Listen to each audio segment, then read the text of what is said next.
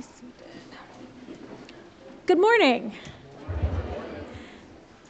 I'd like to do something a little old-fashioned, and I'd like to have some of the kiddos come up to the front. How do you feel about that? You want to come up to the front? Yeah, come on. Come on, I see you. Yeah, come on. I know we haven't done this in a while, but yeah. You can sit on the floor? You can sit on the floor right here. Now, we've made sure to work it out with the cameraman so that the kiddos will not be on camera, so you don't have to worry. Yeah, I have an in with the cameraman. All right, so now will you all join me in Gasho for words from Shinran Shonen? My joy grows even fuller, my gratitude and indebtedness ever more compelling. Namo Amida Butsu. Namo Amida Butsu. Namo Amida Butsu. All right. Did you all celebrate a big holiday this weekend? No? You did. What did you celebrate? You went to Canada. What did you? Yeah, what did you celebrate? Thanksgiving. Did everybody else celebrate Thanksgiving? You did? Yeah? Thanksgiving is a pretty exciting holiday where we get to give thanks for all of the wonderful things in our life. Now, as Jodo Shinshu Buddhists, it is said that expressing gratitude is the only real practice we have. So I know it's an American holiday, but it feels a lot like a Jodo Shinshu holiday to me. So what did you express gratitude for this Thanksgiving? Kiddos. Anybody? You?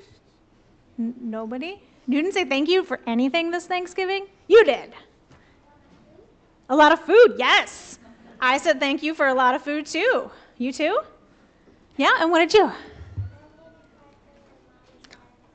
You made a card for your mom and dad and brother? That is awesome.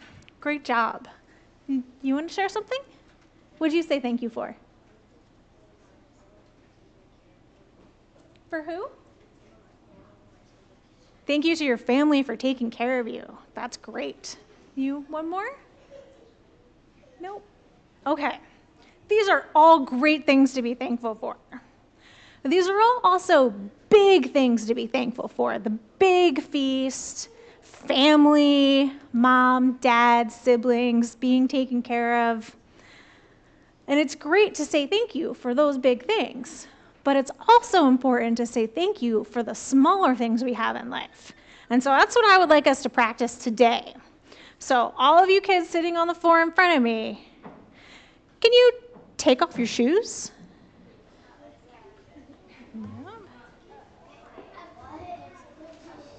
I brought my shoe to take off too, so you know it's not just you.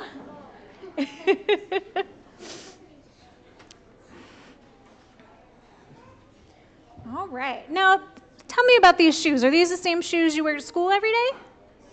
Yes. Are they the shoe? No? Some people said no? Yeah, are these special church shoes? You have special school shoes. Okay. Are these the same shoes you wear to play sports? No. Sometimes you wear different shoes to play sports, huh? Or if you don't play sports. So the different shoes that we have, if they're church shoes or school shoes or sports shoes, what is their main purpose that they all have? Yes. Walking and running. Good. How do they help us? Yes. They make it so our feet don't get hurt. That is right. And let's look at your feet right now. How are they? Are your socks dry? Yeah, it's a little wet out this morning. Your feet are good. Good. So what do we say to our shoes? Thank you. Now, as Jodo Shinshu Buddhists, we say thank you by putting our hands together in Gasho, and we say, Namo Amida Butsu. Thank you, shoes. Yeah, it seems a little silly, doesn't it? Yeah. But that's okay. because these shoes keep our feet safe every single day. And by practicing these little tiny bits of gratitude throughout the day, we can stay mindful of the gratitudes in our hearts all day long. Okay, you can all put your shoes back on. You never took your shoes off? Ah, well, you missed all the fun.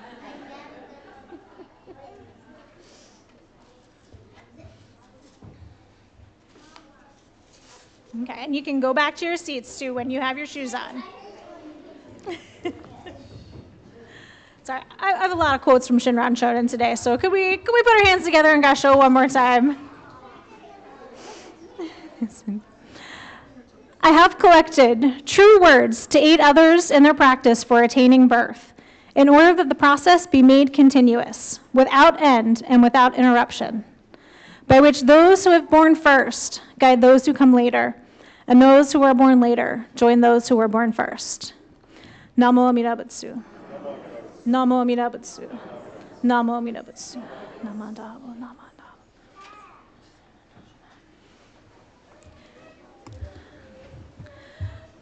I have a lot of gratitude in my heart today. I've been thinking a lot lately about our temple ancestors and the gratitude we owe them. Maybe it's because I was just in Yakima a couple weeks ago leading the Eitaikyo service, or a friend of mine's been encouraging me to give Mukashi another look. I don't know what it is, but it's been pretty eye-opening for me, personally. One of the things that has stood out, especially this time of year, when we celebrate Thanksgiving, and we hear the stories of the Native Americans helping the pilgrims. And I also learned someone else that the Native Americans helped. And that is our Japanese ancestors. Now, they're obviously not my biological ancestors, but they are our temple ancestors and the Jodo Shinshu ancestors here in the Pacific Northwest. And I didn't know that before. I didn't know how much we owe Native Americans. Because you hear, well, probably familiar with the story when the Japanese came here to America.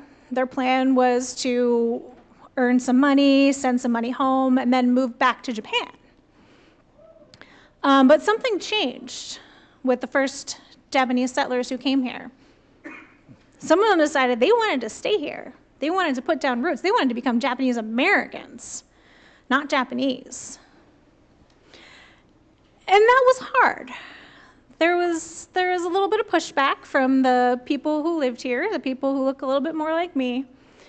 And they made some laws so that it was harder for the Japanese to lease land. But the Japanese who decided to stay, the Japanese Americans, they had some tricks up their sleeves.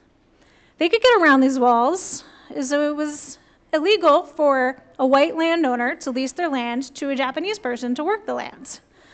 And so the white landowner would lease their land to another white person who would lease it to the Japanese person. Or sometimes they would put the name of the lease in the name of their firstborn child, their Nisei, the first generation of Japanese Americans. But a third way they got about this rule is to lease the land from the Native Americans, who weren't subject to the same rules, weren't subject to the same laws. And that's how a lot of Yakima became Japanese American. That's how Jodo Shinshu came to Yakima. And this time of year, I just think it's important to remember that. To remember all of the different people who worked so hard to let us have Jodo Shinshu here. And it is mostly Japanese and Japanese Americans, don't get me wrong. It's incredibly important to remember them.